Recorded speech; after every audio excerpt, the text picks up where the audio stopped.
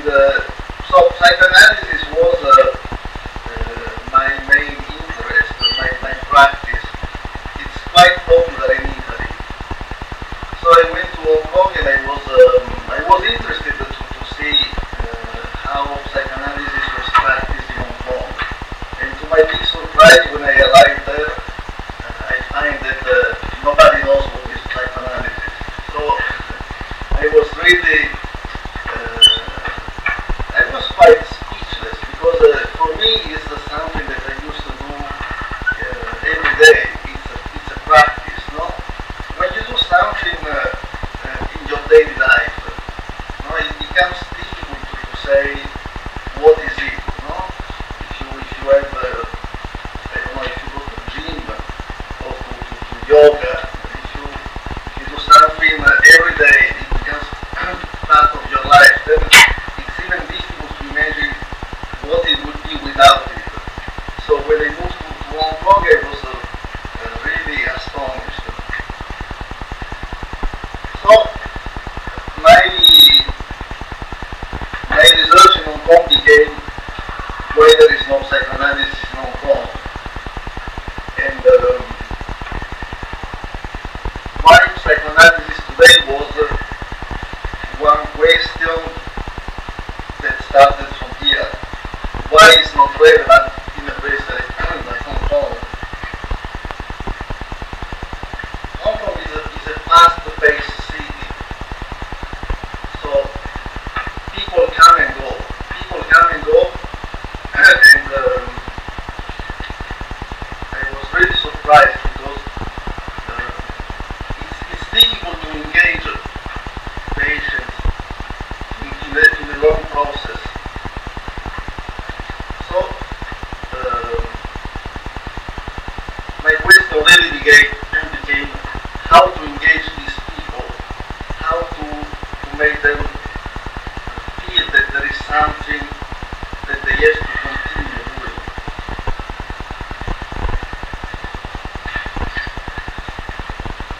Hong Kong is a capitalistic society.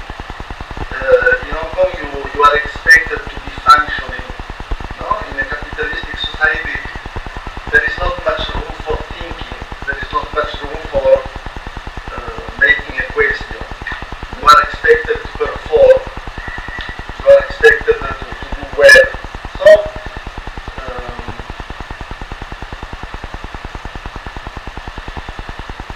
there are many practices that are more helpful than psychoanalysis to function in society. There are more settings, there are more contexts that individual can find to have enjoyment, to have wellness, to have a kind of relief, a kind of comfort. No? So many people come and go in my office, and I was really surprised. I was thinking, why these people they visit me, they come once, twice, just as they are very disengaged, very detached. What are they looking for? They come here, they bring their discomfort, and maybe after one or two times they disappear. No? There is this phenomenon, like everything can be an option, no? As if you do something not because it's important, but because you want to try, you want to give it a try. Even recently I had a few clients, I'm thinking about the last people that came. It's quite surprising. They came and they say, oh, can we try for 2-3 weeks? And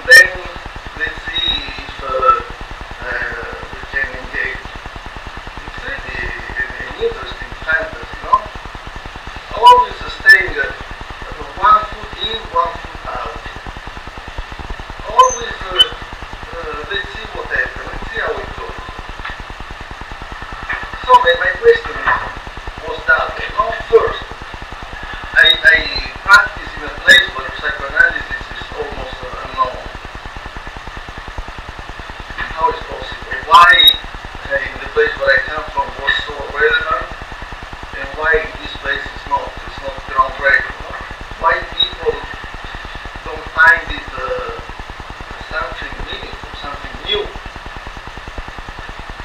And is it possible to engage them and to let them feel that this is something unique? No, this is an experience that they cannot replace going to the gym, they cannot replace with a holiday, with a disco, with a weekend. No, it's something that only here they can do, and it's necessary for them to engage and to this. No, not just to do let's try.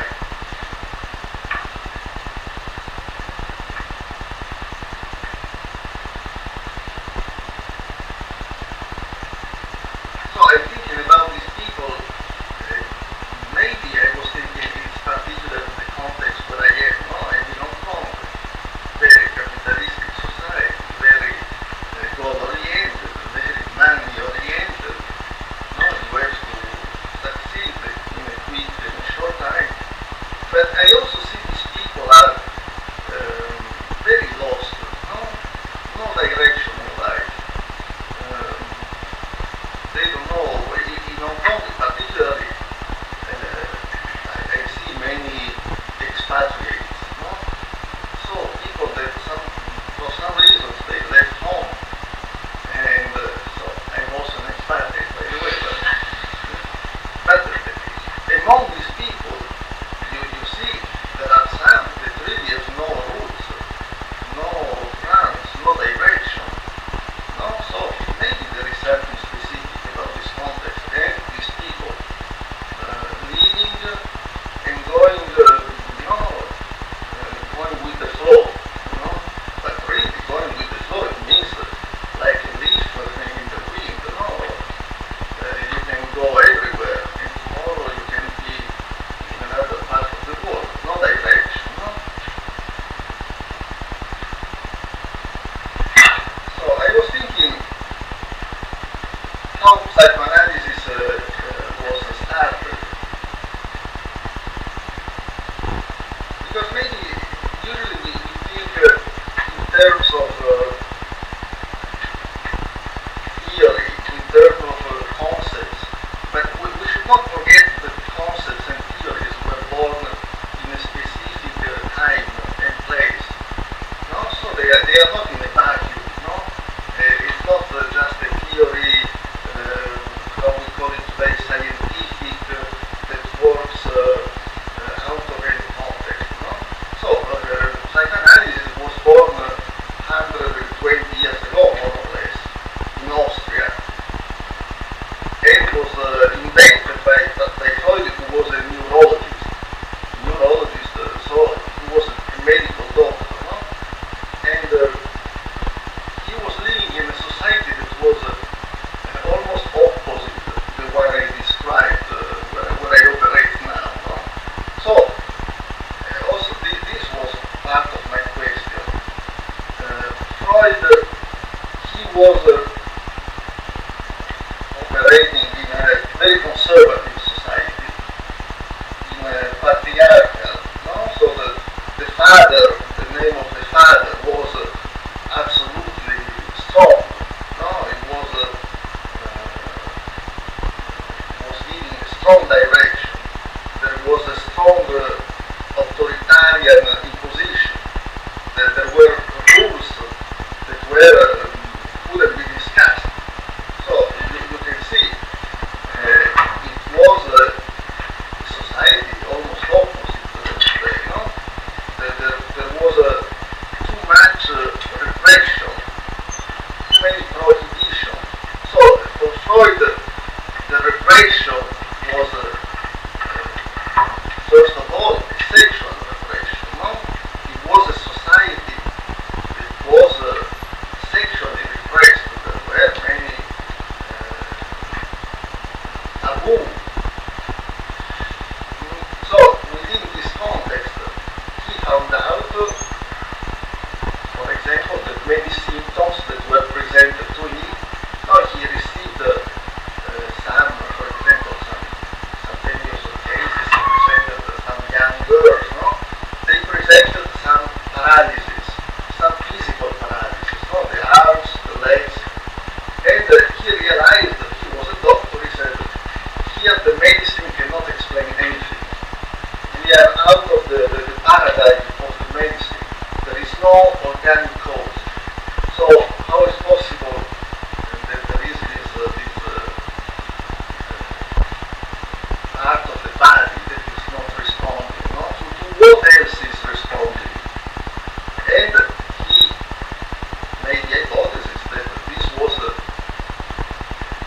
another kind of repression, another kind of block, we can say, no?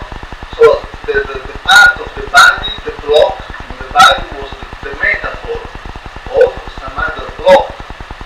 The paralysis was the paralysis toward something else, no? There was an impossibility to do something. So this was how psychoanalysis started. Repression, impossibility to do things, block.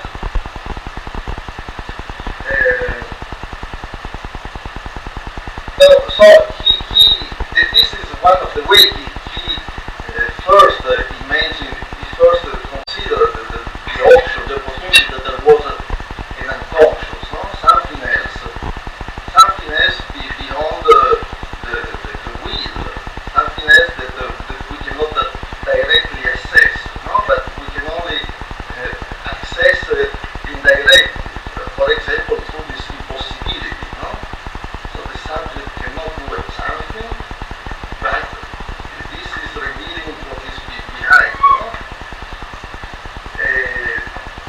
So the repression was a key word for Freud.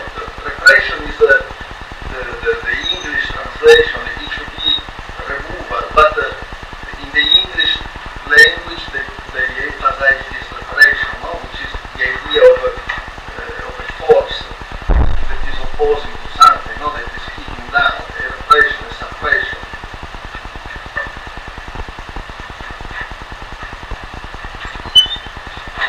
So this initial, this society, very repressive, very patriarchal, no? Of 120 years ago was almost opposite to what we have today. So I was thinking about the slogan, no? The phrases that we hear every day, no? The advertisement of the slang, no? Just do it, no limits, the sky is the limit, work hard, play hard. This not only this is everywhere, no? If you want, you can. Believe in yourself. So it gives the idea of the opposite. No? There are no limits. There is nothing is impossible. If you want, you can. Just do it. Do it now. You can have everything. Happiness is another word that really surprised me. Happiness is not a term that is very popular in Europe. I believe it's more popular in America. And I was surprised to hear it so frequently in Hong Kong. No? I never thought about what happiness is. Maybe there is maybe this reflects also different cultures, no? European culture, the tradition of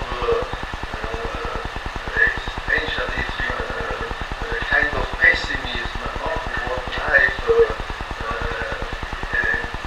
American culture, no? Everything is possible, the progression, the future will be beautiful. So there is this idea, no? That this to say that not that one is more correct than the other, but these are ideas in a society, and we are not even aware of this. For me, I started to become aware about my culture, about my society when I went in another. I found here things are completely different. How is possible, no? So, what I want to say is that oftentimes we don't even realize how these ideas determine our life.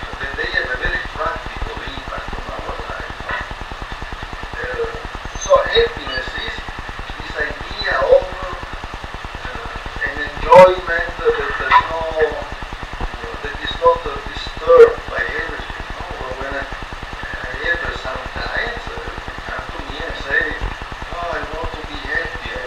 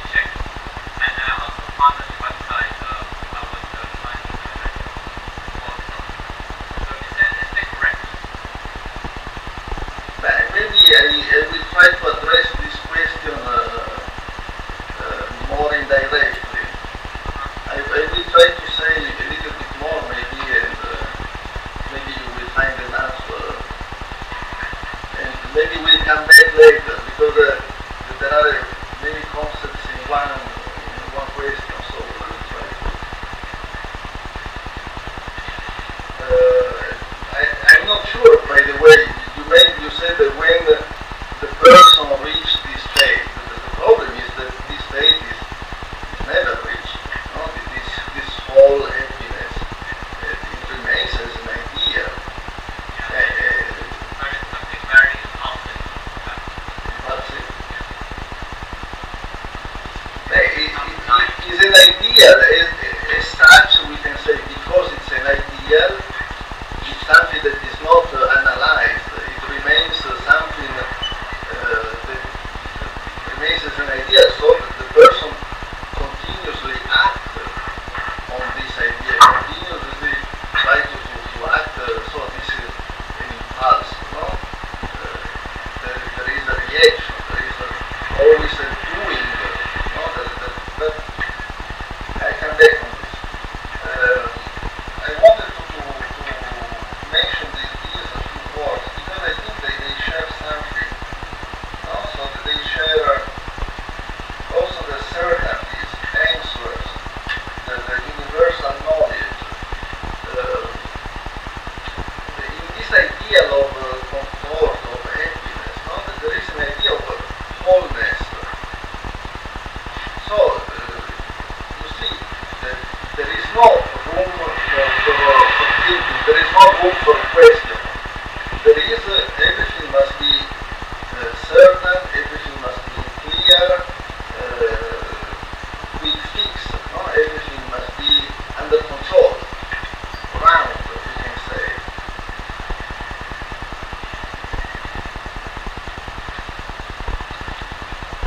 Everything must be undivided, no? Clean, round.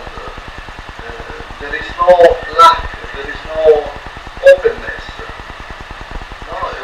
Openness when you have, when you don't know something, no? When you make a question, that's an openness. The modern subject, let's say, the subject of the enjoyment, of the happiness, is not this question. No? It is the subject who knows, for example, I know what I want. No, many people come to me and say, I don't know, I want to know what I want. But this is impossible. No, nobody knows what he wants. No, this is an idea. This works as an idea.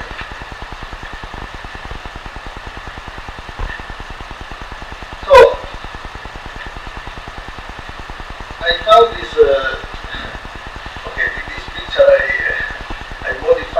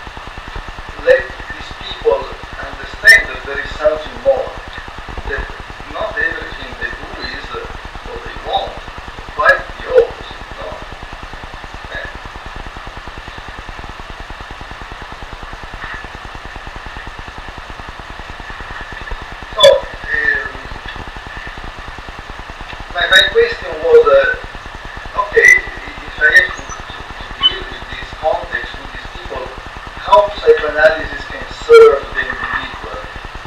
Of course, this is ironic, because psychoanalysis is not to serve the individual. Individual, it's a word that comes from Latin that means non-divisible. Individual means someone that you cannot divide, the atom. And this is the idea of psychology. This is the idea of narcissistic person, someone who is fully in control with what happens to him. This is the subject, we can say is the subject of the grammar. I is the subject of philosophy. We have 2,000 years of philosophy. Philosophy is all about the ego. Philosophy is all about the speculation, the reason, the logic. And it's interesting because usually philosophy is, I hope there is no philosopher here, but usually philosophy is the people who are very obsessive or narcissistic, they like philosophy, not because it's all I think. No, this is what Descartes said. I think, therefore I am. No, all is based on I think. We can say that Freud made the opposite operation. The subject is exactly where I do not think. I do not think, therefore I find something of me. Hey, you see, it's totally subversive. So, Freud started with the tripartite model. Another question. Like in I read like when you have like the Chinese language, you have a problem that you don't need the subject and an object, so you don't need the just something, but the word can stand for its own. So basically then you kind of put on the I. So it's like that like also from context wise, like in different language also like someone from different, right? How do you use that? But it's interesting because, yes, for example, there are, if you read some cultural study, they will tell you Chinese is more collectivistic, no, American is more individualistic, so there is a different understanding of the I. So what you find in the language reflects in the culture. What I mean like this, I read it like I don't know if it's like it's more like you get word and it's more like process oriented than looking at subject that you More process oriented. yeah, and because like also there's this theory that basically like in Western hemisphere you could get something like idea of a God who created the world because of the natural structure. So basically like because God is Father, right? And they then yeah, basically like all these thinking come individual words come from the natural structure. And like in general, within you have different languages, therefore you also have like different ways of perceiving the world. Like you also describe ontologically and cognitively, so you also get different structures. Yes, but even there is the subject of the process, the individual or the community. We can say Freud was the first to really invent the unconscious, no?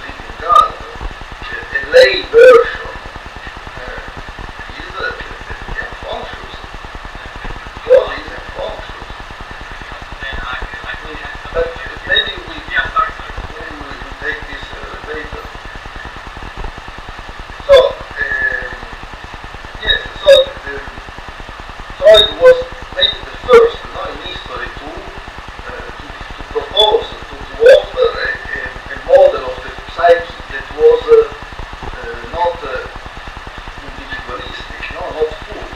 He proposed tripartite model where he placed the ego, the unconscious, and the superego, or unconscious, preconscious, conscious. He tried different topics. I'm not going into details. What is important for us today is that he was the first to say there is something that is inside of you, but that goes beyond you. No? Something inside yourself that goes beyond yourself. And this is, he suggested, for example, the idea of the iceberg. No, the iceberg is the only 10% emerged. No? He said the ego, you think you are in control. Only a minimal part of you is in control. All the other part, no, it's much bigger.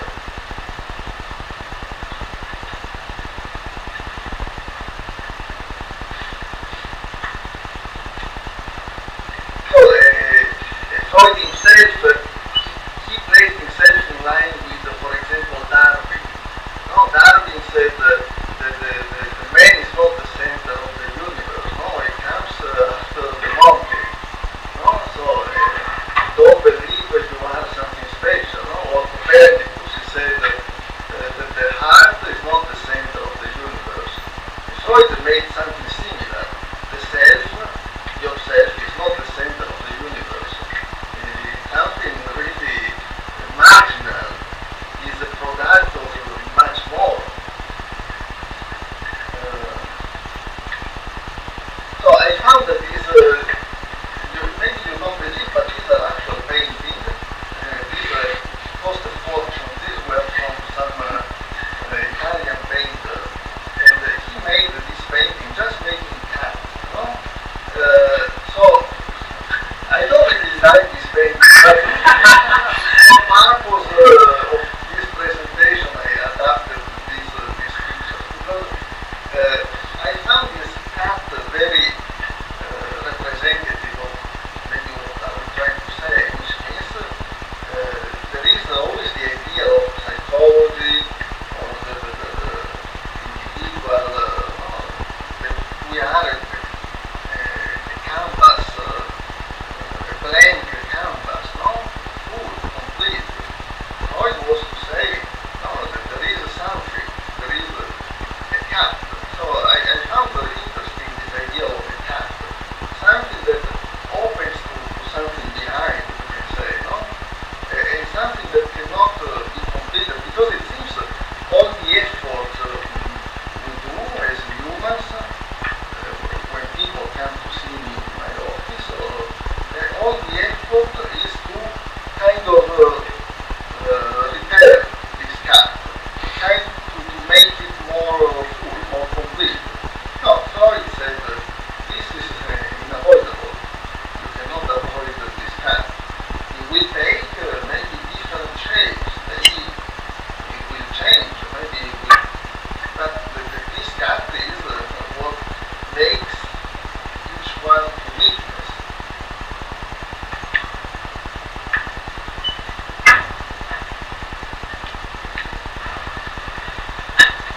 So another thing that makes me wonder is how symptoms change.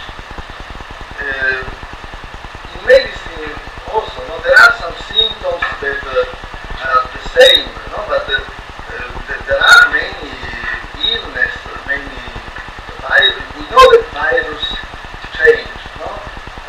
Virus resistant to medicine, so new virus develop, new illness. The same is with let's say mental illness, no? Symptoms, not mental illness. Let's say symptoms. There are some descriptions of symptoms from the Egyptian, no? That resonate with what we have today. There are other symptoms that it seems they totally disappeared, and new symptoms came. So, for example, Freud found what we call the hysteria. Freud became very popular with hysteria, no? Which was really this kind of model of repression and something that returned. No? Freud used to say that the hysterics, they suffer of remembering. So, because the hysteria was really trying to forget. Hysterics were someone who always try to forget, to make many lapses, makes it seems always not present. No? Another symptom that was a classic symptom, let's say, is the obsession. For example, someone who always needed to check if they close the gas 10 times. This was already described by Freud. It was very common. Still, there are today. Hysterics were described as very much theatrical. No, they were really diva. They were really always making a big show. And if you read some description of all the cases, you will find that some they had some very flourish manifestation of symptoms. No, they were bending. They were having some really. They always appeared. No, they always they were very spectacular. Today maybe there is not much anything of this. No? Not in this form. Something interesting maybe it was that hysterics and obsessive, even though they were initially quite foreigner as a symptoms to the subject. No? The person didn't know why that happens to them. But still maybe, after some interpretation, it was easier to make sense of this. It makes sense to the patient. The connection between what they try to avoid and what they display as a symptom is more clear. No, if an obsessive, someone who go to check the gas, no? I need to check if I turn off the gas 10 times. If you ask, but why? Oh, I'm afraid I left the gas open and the house can explode and everyone can die. Okay, this is already a confession of a wish. No? Everyone can die. No, the obsession is like this. I say what I wish. No, everyone can die. This is the big wish of the obsessive. But I negate it. I take the distance. No, I say, I have to check that this will not happen. No, but it's more clear than the meaning.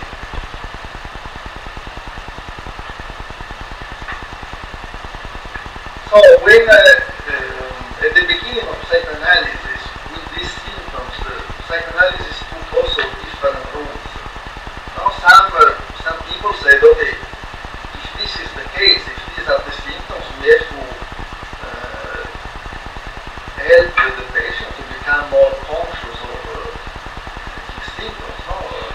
It seems also Freud suggested this in a way. He said, where is the unconscious, there must be the conscious, or at least this was understood by some analysts after Freud. So some people took this road to let's say, to interpret the unconscious to the patient. Others, the opposite.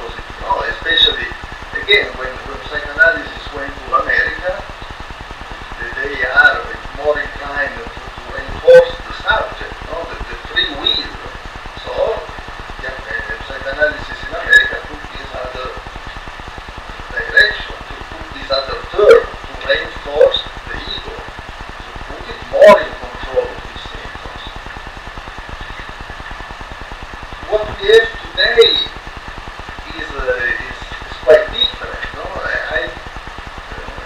In my practice, I don't see. I see these classic, let's say, symptoms, but not only, less than before. What we have today is, for example, anxiety, panic attacks, anorexia, bulimia, substance abuse. So these symptoms are really a reflection of society. Anorexia, bulimia, I don't give free will, if you want. No, anorexia. If you listen to some anorexic person, they will describe how powerful they feel when they can stay without food. No, how they are very determined. I've never met anyone more determined than someone anorexic. The free will, they will describe it as an orgasmic experience. No, I've been without food for 10 days. How powerful I can be. No, I don't need anything. Or bulimia.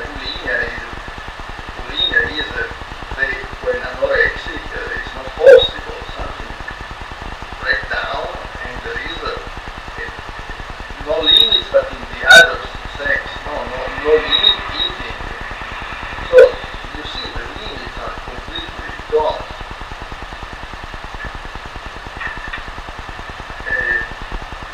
Panic attacks also, no?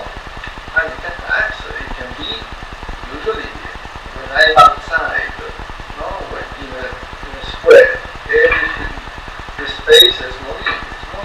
There are no limitations. Or the opposite, when I'm claustrophobic, no? When I'm in a small place, I cannot breathe. When I'm in the NPR, something like this, or again, all with the limits. But even also having no direction in life. Having no direction in life means there are no rules, no? Let's say there are no more rules in society. There is no someone who tells you what you have to do. But this is only the other side of the coin. There is nothing that gives you direction.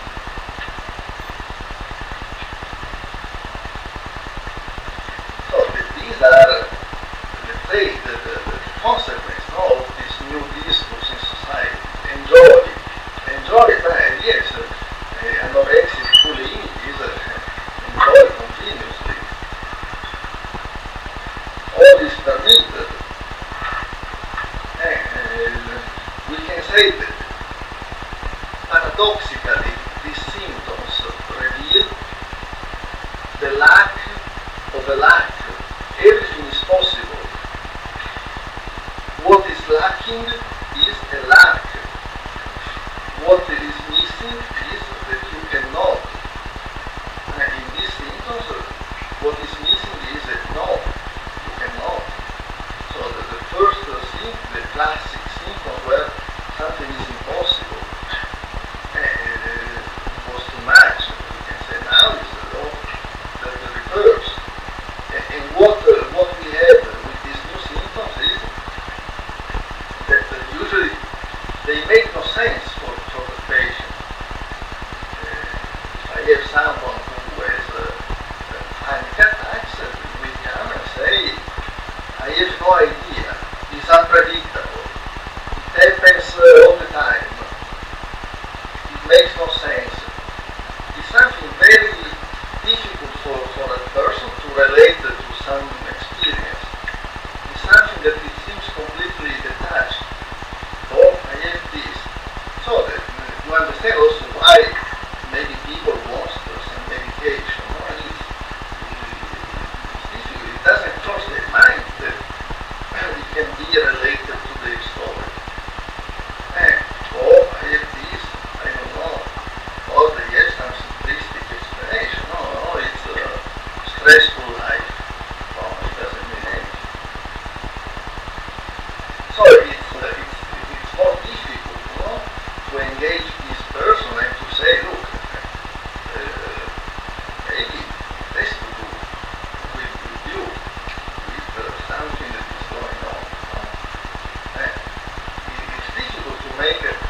direct connection. There is not this causal link, A then B. It's difficult, but there is a connection.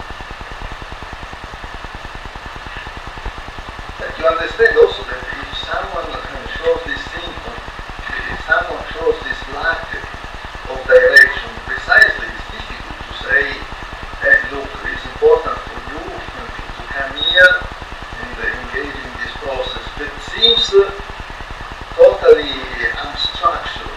No? People, I'm surprised sometimes, people, they come, they prepare the speech, or in the end of the conversation, they ask me, give me some homework. No? Give me some, teach me, tell me what to do. It's very difficult, but it's interesting. No? Tell me what to do. Give me a structure. I need to feel that there is something concrete.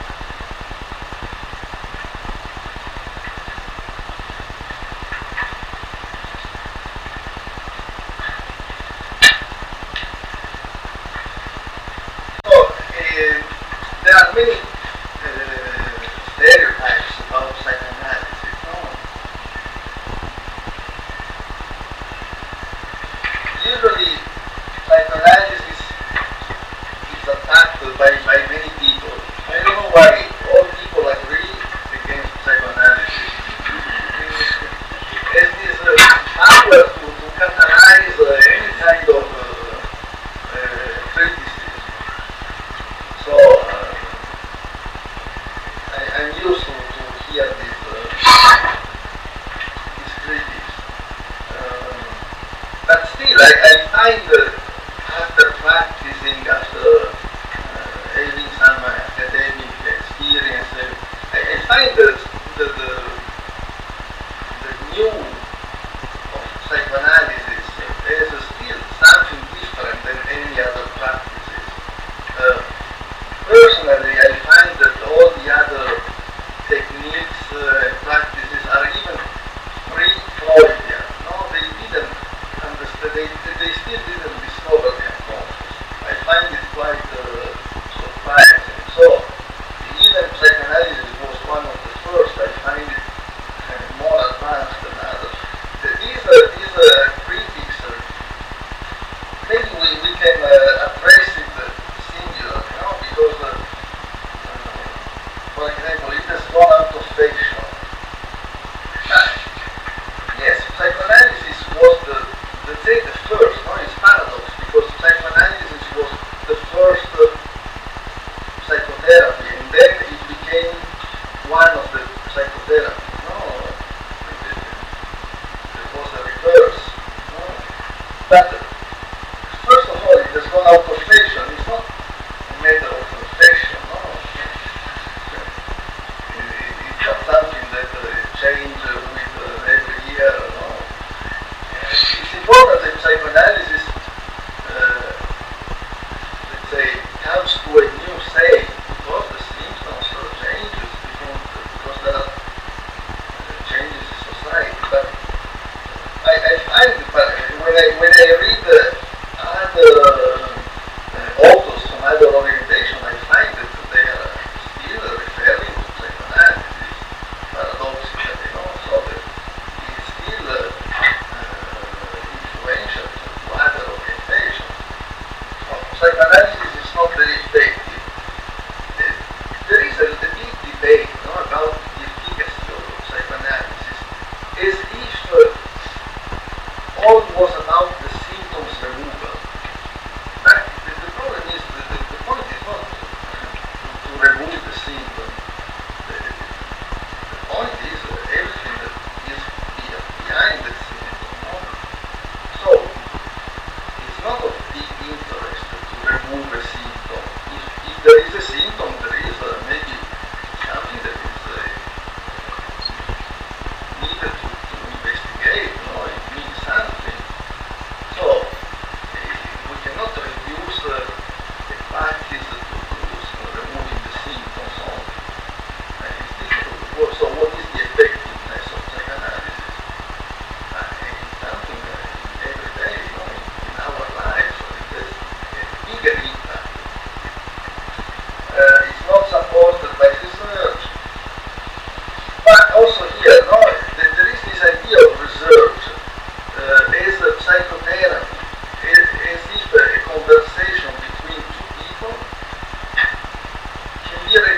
created between other two people.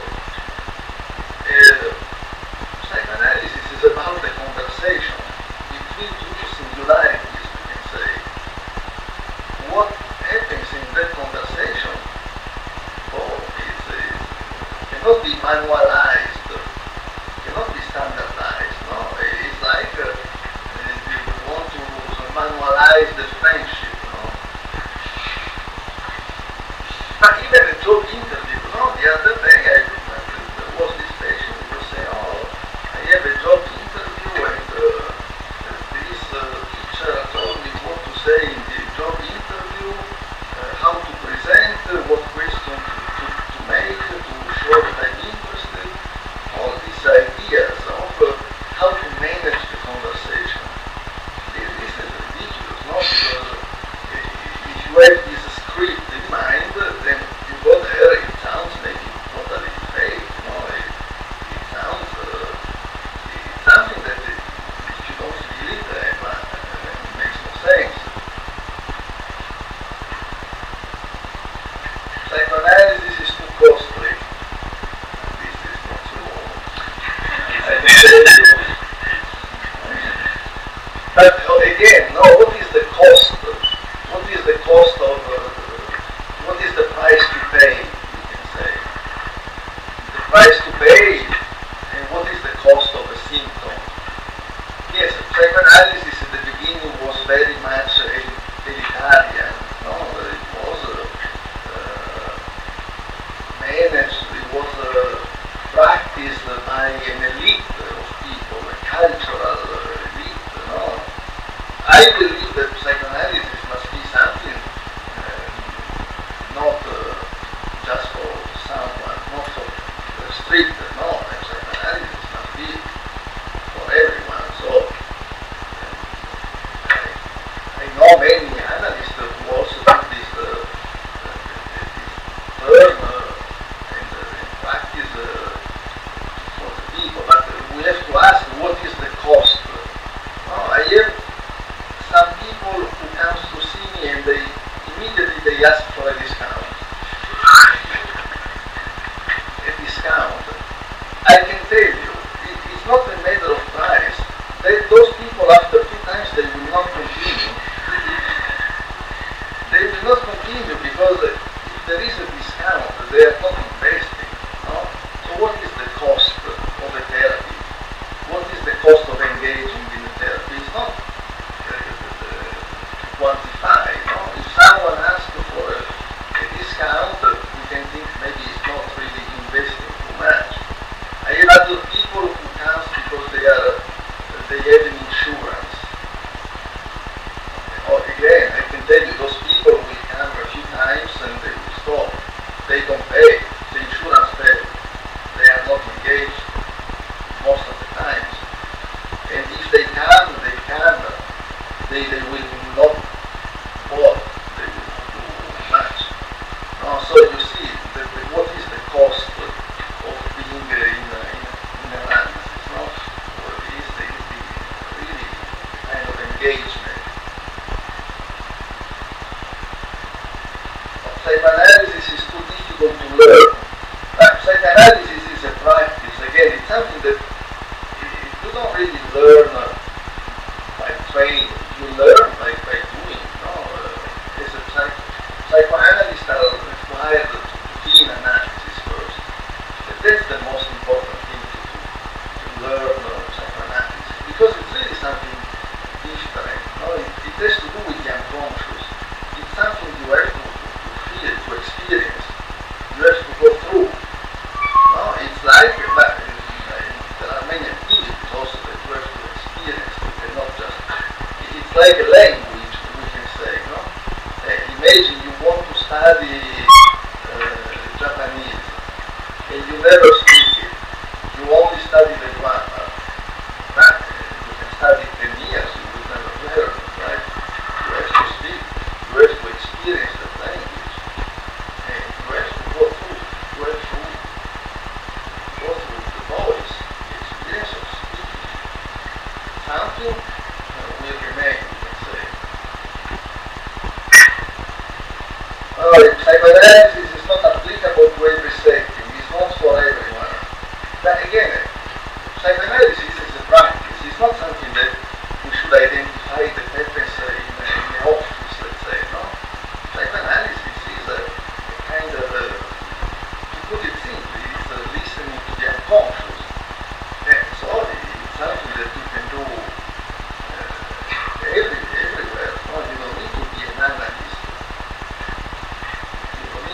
certified, when you have this kind of sensitivity, when you have this kind of disposition,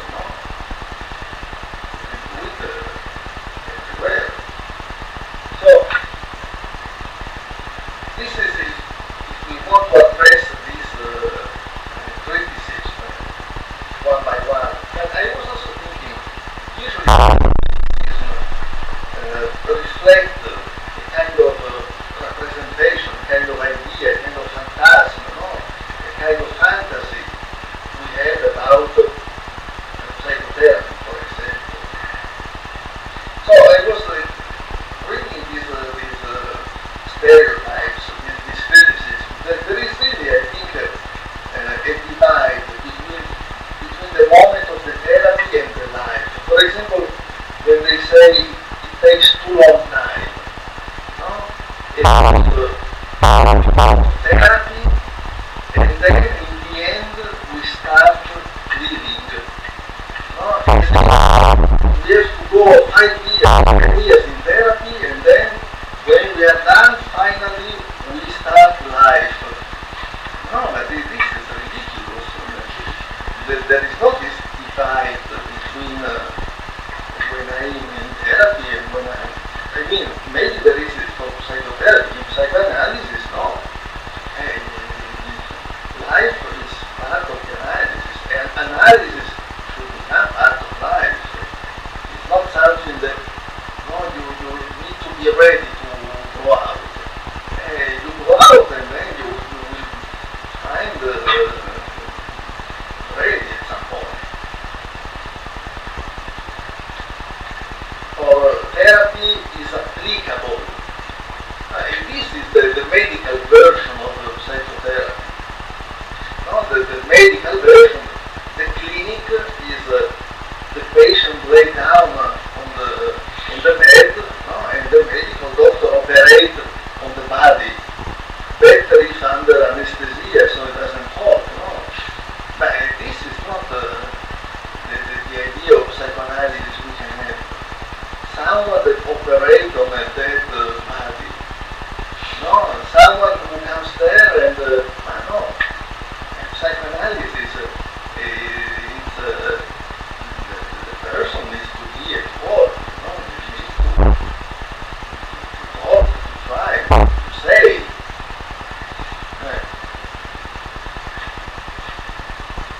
So there is always a representation of the end. For example, when someone say, "Oh, it takes too long," it means there is a representation of the end. There is the representation of the solution. There is the representation of the moment it terminates. This is a representation of the death. Things are going to die. If you have this idea that things will terminate, but things will terminate for sure. Will terminate bad. They will not succeed. There is always this representation of an end. Things. People sometimes they come to see me, they ask me, how long will it take? But if you just arrived and you already want to leave. You start something that it has to terminate, but look, don't start at all so you don't have this problem. If things go, if things start, they start, they continue. Life continues, How long they should be in analysis, but as long there is life, as long as you breathe, your unconscious will produce something, you can analyze it, Why at some point you have to feel, nobody asks, how long do I need to eat? How long do I need to breathe? No, it's not why. Again, you want to know how long it takes. When it's finished, what's next? It's interesting, this idea of things that have to terminate.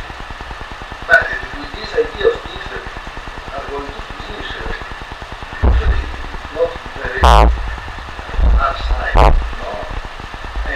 So is it possible to start something that does not have end?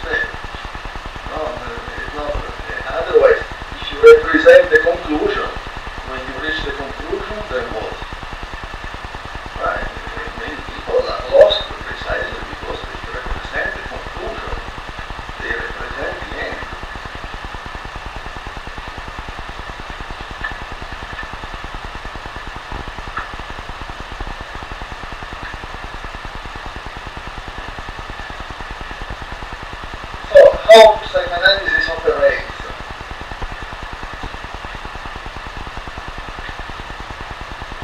So the analyst is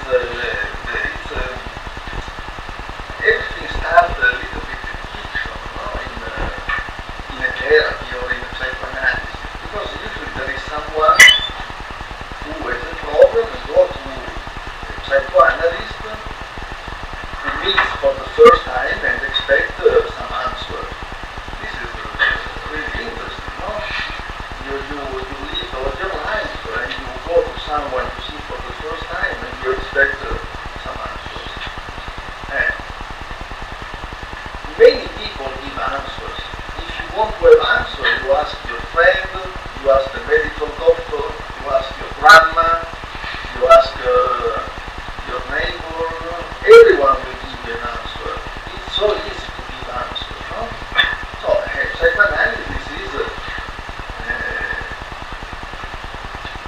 exactly not giving answers, not giving opinions, not giving advice, and this is one obstacle. It's why sometimes psychoanalysis is not appealing. At least at the beginning, in my practice, I can say many people come to me and say, I want to know this, I want to find an answer.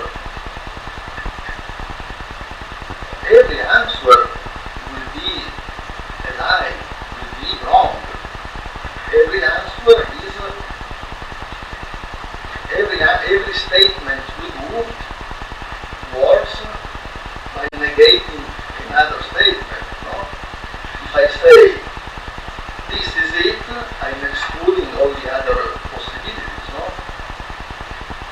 And I'm excluding when you give advice to another person, what you do? Usually you understand what the other person is saying according to their own experience. So what value can that advice really have? No, it's very limited. You are talking about yourself more than the other person. So that really the big temptation is to resist to give advice, is to try to listen. And I can tell you, at the beginning, usually people ask me advice, answers, opinion. Then they start talking, and maybe they listen something else in what they say. I can tell you, after a while, if they start to listen to what they say, they don't want me to talk at all. Sometimes I try to say something, they talk louder because they don't want to hear. They enjoy to talk and to listen, and they realize that what comes from the unconscious is more interesting than what comes from the other. No? So, I can tell you, at the beginning, we rely on answers.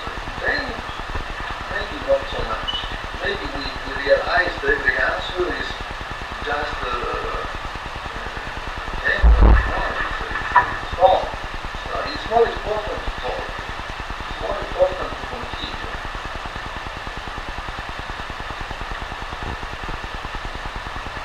So another aesthetic that is important in psychoanalysis is what Freud called the beautiful soul. No? Lacan called it subjective gratification. It means that when someone talks in analysis, it's very important from the beginning to say, look, I respect you, I listen to you, no? Because a beautiful soul, what means? For example, someone comes to you and say, oh, always happens this to me. The world is so unfair. I'm so unlucky, so bad luck. All that with me, I don't know what's wrong with the world. No, beautiful soul, it means this position of blaming always the others, no? Blaming So, is this a position of purity? I am pure, I do my best, I work so hard.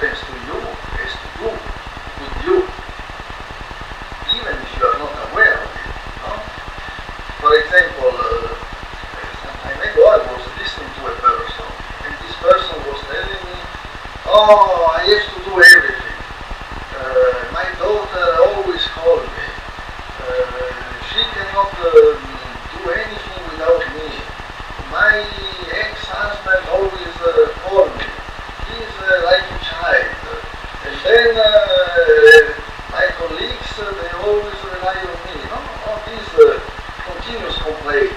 Always the other.